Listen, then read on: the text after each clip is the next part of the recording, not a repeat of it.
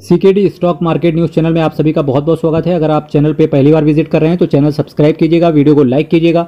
मेरे दोस्त, कई बार इन्वेस्टर्स को डाउट होता है। इससे पहले मैं डाउट को क्लियर करने से पहले मैं कहना चाहूंगा आप सभी को CKD stock market news channel and उसके परिवार की तरफ से स्वतंत्रता दिवस की हार्दिक शुभकामनाएं। ठीक है, और आप अपना ख्याल रखें। मैं यही दुआ करूंगा कि आप सभी लोग बहुत जल्दी फाइनेंशियली इंडिपेंडेंट भी हो जाएं। ठीक है, आज देखिए कई बार इन्वेस्टर्स का डाउट होता है कि भाई साहब हमें म्यूचुअल फंड के अंदर इन्वेस्ट करना है, पर वो एक कहीं ना कहीं एक पोर्टफोलियो को मेंटेन नहीं कर पाते कि भाई साहब अपने पोर्टफोलियो में डालें क्या क्या। क्योंकि कहीं ना कहीं बात करेंगे स्मॉल कैप है, मिड कैप, लार्ज कैप है, फ्लेक्सी कैप है, इंडेक्स फंड भी है, हाइब्रिड फंड भी है, टेक्नोलॉजी फंड भी है, कंजम्पशन फंड भी है। अगर मैं बात करूं इंफ्रास्ट्रक्चर फंड भी है। रखें क्या? म्यूचुअल फंड तो हैं पर रखें क्या? पर मैं आज उनके लिए केवल एक चीज यहां से कहना चाहूंगा। देखिए मेरे मित्र, आप केवल क्या रखो, 2 स्मॉल कैप ले लो, एक मिड कैप पकड़ लो, एक फ्लेक्सी कैप पकड़ लो और एक इंडेक्स फंड पकड़ लो। सारा उद्धार आपका यहीं से हो जाता है। इसके साथ साथ अगर आप भारत देश के अंदर टैक्स पेयर भी हैं, जो कि एक अच्छी चीज है, अगर आप टैक्स पेयर हैं तो एक आप पेंशन फंड भी पकड़ लो, क्योंकि 80CCD 1B के अंदर 50,000 रुपए तक का एडिशनल डिडक्शन भी आपको मिल जाता है। और साथ ही साथ अगर आप 80C के अंदर 1,50,000 रुपए तक का डिडक्शन क्लेम करना चाहते हैं तो एक टैक्स सेवर फंड की भी आज मैं आपके सामने चर्चा करके चलूंगा। इसके साथ साथ मैं आपके लिए एक सरप्राइज भी आज रखूंगा। जनरली मैं अवॉइड करके चलता हूं, पर यहां पर एक लास्ट में आपको एक सरप्राइज भी देखने को मिलेगा। चलिए, क्या बोला मैंने? 2 स्मॉल कैप, एक मिड कैप, एक फ्लेक्सी कैप, एक इंडेक्स फंड। टैक्स पेयर हो तो पेंशन फंड और टैक्स सेवर फंड आप रख लो, आपका उद्धार और कल्याण हो जाएगा। चलिए, अब मैं आज शुरुआत करने जाऊंगा। तो स्मॉल कैप कैटेगरी के मैं म्यूचुअल फंड्स की सबसे पहले चर्चा करूंगा। तो यहां पर मैंने स्मॉल कैप कैटेगरी के अंदर कुछ म्यूचुअल फंड्स रखे हुए हैं।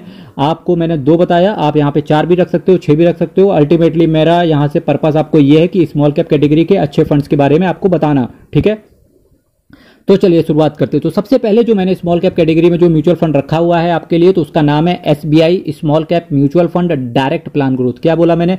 आप हमेशा, मैं जितने भी म्यूचुअल फंड्स की यहां पर चर्चा करूंगा, सभी म्यूचुअल फंड्स डायरेक्ट प्लान से ही रिलेटेड होंगे। ठीक है, रेगुलर प्लान में अगर आप हैं तो डेफिनेटली आपको अवॉइड करना चाहिए, आपको स्विच ओवर करके डायरेक्ट प्लान पर आ जाना चाहिए। तो पहला जो म्यूचुअल फंड मैंने रखा है स्मॉल कैप कैटेगरी में, उसका नाम है SBI small cap mutual fund direct plan growth. अगर मैं दूसरे म्यूचुअल फंड्स की बात करूं तो इसके बिना तो म्यूचुअल फंड की परिकल्पना, स्पेशली अगर मैं बात करूं स्मॉल कैप कैटेगरी में, कहीं ना कहीं पूरा नहीं होता है। क्योंकि ये एक ऐसा म्यूचुअल फंड है जिसने पिछले, अगर मैं 10 सालों में बताऊं तो इन्वेस्टर्स का पैसा 13 गुना कर दिया है। यानी कि पिछले 10 सालों में 1 लाख का 13 लाख इस म्यूचुअल फंड ने बना दिया है। उसका नाम है Nippon India small cap mutual fund direct plan growth. क्या बोला मैंने? Nippon India small cap mutual fund direct plan growth. इसी सीरीज में जो मैंने नेक्स्ट म्यूचुअल फंड रखा हुआ है, देखिए ये तो 2 स्मॉल कैप कैटेगरी की बात कर ली। अब कई बार इन्वेस्टर्स का डाउट आता है कि भाई साहब ये बताओ, मेरे पास जो म्यूचुअल फंड है क्या वो सही है कि खराब है? तो उन्हीं में से कुछ अच्छे म्यूचुअल फंड्स के नाम मैं लेके जा रहा हूं, तो आप ध्यान रखिएगा इन नाम्स को भी। बढ़िया म्यूचुअल फंड है ये भी। देखिए quant small cap mutual fund, ये भी एक बढ़िया म्यूचुअल फंड है। अगर मैं पिछले 3 या 5 साल की चर्चा करूं तो क्वांट स्मॉल कैप ने तो ताबड़तोड़ तरीके से रिटर्न इन्वेस्टर्स को डिलीवर करके दिया है। साथ ही साथ bank of India small cap mutual funds की बात करेंगे, ये भी एक बेहतरीन म्यूचुअल फंड है इन्वेस्टर्स की दुनिया में। कैनरा रूबेको का स्मॉल कैप म्यूचुअल फंड, ये भी एक बेहतरीन म्यूचुअल फंड है। एक्सिस के स्मॉल कैप म्यूचुअल फंड के बारे में बात करेंगे तो ये भी एक अच्छा फंड है। साथ ही साथ अगर मैं HSBC small cap mutual fund direct plan growth के बारे में बात करेंगे तो ये भी एक बेहतरीन म्यूचुअल फंड है। साथ ही साथ अगर आप नए इन्वेस्टर हैं तो SBI small cap mutual fund, Nippon India small cap mutual fund, साथ ही साथ Tata small cap mutual fund पर भी आपका दिमाग और आपका ध्यान होना चाहिए। साथ ही साथ देखिए मैंने स्मॉल कैप कैटेगरी के 2 म्यूचुअल फंड्स के बारे में बताया, SBI small cap, Nippon India small cap.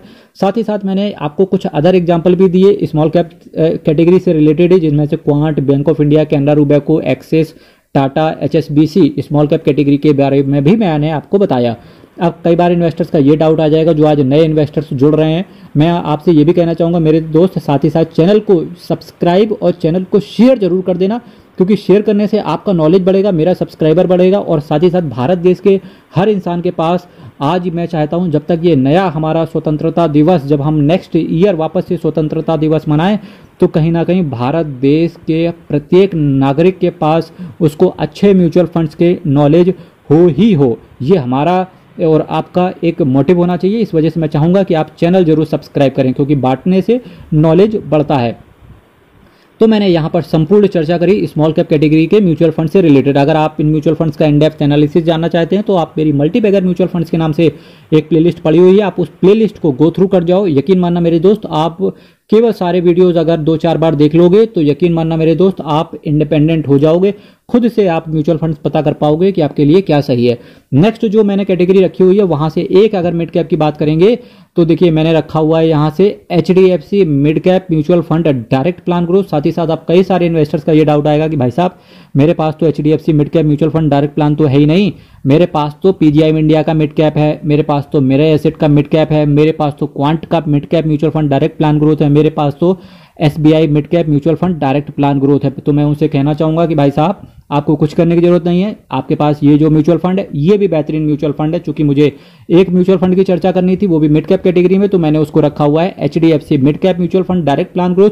PGI India से रिलेटेड काफी सारी कंट्रोवर्सीज हैं लोगों को लेकर के कि भाई वो रिटर्न नहीं दे रहा, पर मेरे दोस्त पास्ट में सबसे ज्यादा जो रिटर्न किसी फंड हाउस ने अगर मिड कैप कैटेगरी में प्रोवाइड करके दिया है वो है PGI India mid cap mutual fund direct plan growth. आपको ये पता होना चाहिए कि कहीं ना कहीं अगर वो रिटर्न नहीं दे रहा है PGI India mid cap mutual fund direct plan growth, तो वो कम से कम एक्सपेंस रेशियो भी इन्वेस्टर से ज्यादा चार्ज नहीं कर रहा है, उसने अपना एक्सपेंस रेशियो भी काफी हद तक गिरा दिया है। तो ये रीजन है कि एसेट मैनेजमेंट कंपनी को भी ये पता है कि हम रिटर्न नहीं दे पा रहे हैं, तो डेफिनेटली उस चीज का ये चाहे इनको फंड मैनेजर रिप्लेस करना पड़ जाए या इनको स्ट्रेटजी चेंज करनी पड़ जाए, ये आने वाले समय में मुझे ऐसा लगता है कि ये अपनी रिटर्न वापस से दुरुस्त कर लेंगे। क्योंकि अभी कुछ महीने पहले की बात करेंगे तो HDFC मिड कैप भी रिटर्न नहीं दे रहा था। अगर आप 6-7 महीने में किसी फंड को रिटर्न न देने की वजह से एग्जिट करेंगे तो डेफिनेटली आपका फिर इन्वेस्टमेंट करने का जो पर्पस है, जो इन्वेस्टमेंट करने का जो एक डिसिप्लिन है वो टूट जाएगा। फिर भी रिव्यू हम करते रहेंगे। जिस दिन ये PGI इंडिया मिड कैप का म्यूचुअल फंड 1% से ऊपर का एक्सपेंस रेशियो कर लेगा या रिटर्न ही नहीं देगा तो डेफिनेटली हम फिर से वीडियो लेकर के आ जाएंगे, जहां पर फिर हम विचार करने की चेष्टा करेंगे क्या इसमें सही है क्या इसमें खराब है। चलिए, 2 स्मॉल कैप म्यूचुअल फंड्स की चर्चा हो चुकी, एक मिड कैप म्यूचुअल फंड्स की चर्चा हो चुकी, साथ ही साथ मैंने इनके ऑल्टरनेट भी आपको प्रोवाइड करके दिए। चलिए, नेक्स्ट कैटेगरी जो मैंने आपके लिए रखी हुई है उसका नाम है फ्लेक्सी कैप कैटेगरी।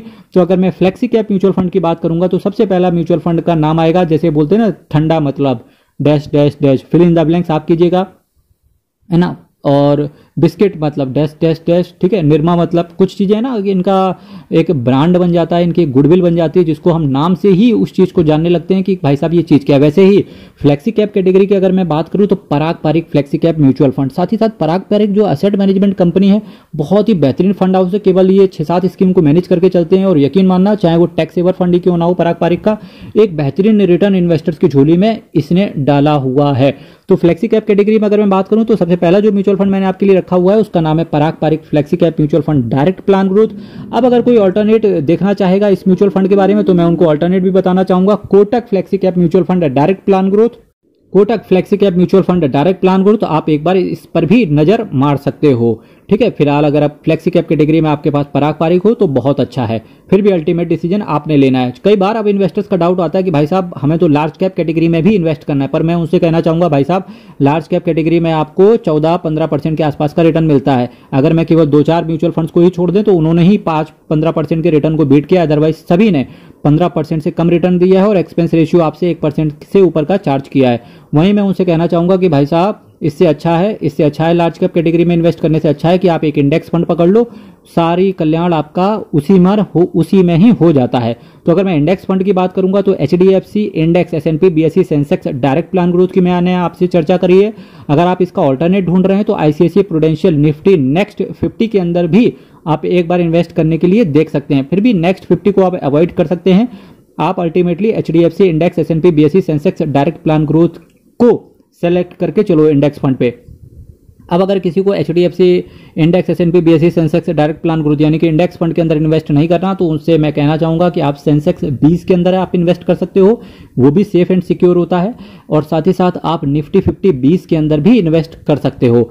ठीक है, अल्टीमेट डिसीजन फिर भी आपने ही लेना है। चलिए, यहां से मेरी चर्चा हो गई, 2 मैंने स्मॉल कैप रख लिए, एक मिड कैप की चर्चा हो गई, एक फ्लेक्सी कैप की चर्चा हो गई, साथ ही साथ मैंने इंडेक्स फंड की भी चर्चा कर ली। अब बात उनके लिए होने जा रही है यहाँ पर जो रिटायर होना चाहते हैं या जो सोच रहे हैं कि भाई साहब टैक्स मेरा भर भर के जाता है, तो टैक्स सेविंग की यहां से बात करेंगे। तो सबसे पहले मैं जिस सेक्शन की बात करूंगा, डिडक्शन चैप्टर होता है। आपने CA इंटर के स्टूडेंट बैठे हैं या CA फाइनल के स्टूडेंट बैठे हैं तो सभी को पता होगा कि भाई साहब पेंशन फंड के अंदर 80 CCD 1B के अंदर एडिशनल 50,000 रुपए तक का डिडक्शन मिल जाता है अगर आप नेशनल पेंशन स्कीम NPS के अंदर इन्वेस्ट कर सकते हो। ठीक है, अगर मैं NPS की बात करूंगा तो कुछ एग्जांपल मैं देना चाहूंगा। आप HDFC के NPS कर सकते हो, LIC पेंशन फंड को आप पकड़ सकते हो। ये कहां से आप पकड़ सकते हो? सिंपल है, पेटीएम मनी के अंदर ये सारी चीजें हैं, आप वहां से आसानी से खरीद सकते हो। पेटीएम मनी भी मेरा कोई रिकमेंडेशन नहीं है, पर एक बार आप वहां से ये सारी चीजें इजिली वे में खरीद सकते हो। ठीक है, अब मैं नेक्स्ट म्यूचुअल फंड की अगर मैं बात करूं तो जो मैंने कैटेगरी अब रखी हुई है वो रखा हुआ है टैक्स सेवर फंड, क्योंकि 80CCD 1B के अंदर एडिशनल 50,000 रुपए का डिडक्शन है। अब बात करते हैं 1,50,000 रुपए का। ठीक है, तो वहां पर आपको टैक्स सेवर फंड एक लेना पड़ेगा, तो जिसका नाम मैंने रखा हुआ है मेरा ऐसे tax saver mutual fund direct plan growth. साथ ही साथ आप देख सकते हो Parag Parikh tax saver mutual fund direct plan growth. अगर फिर भी किसी को ये भी पसंद नहीं आ रहा तो फिर वो जा सकता है quant tax saver mutual fund direct plan growth.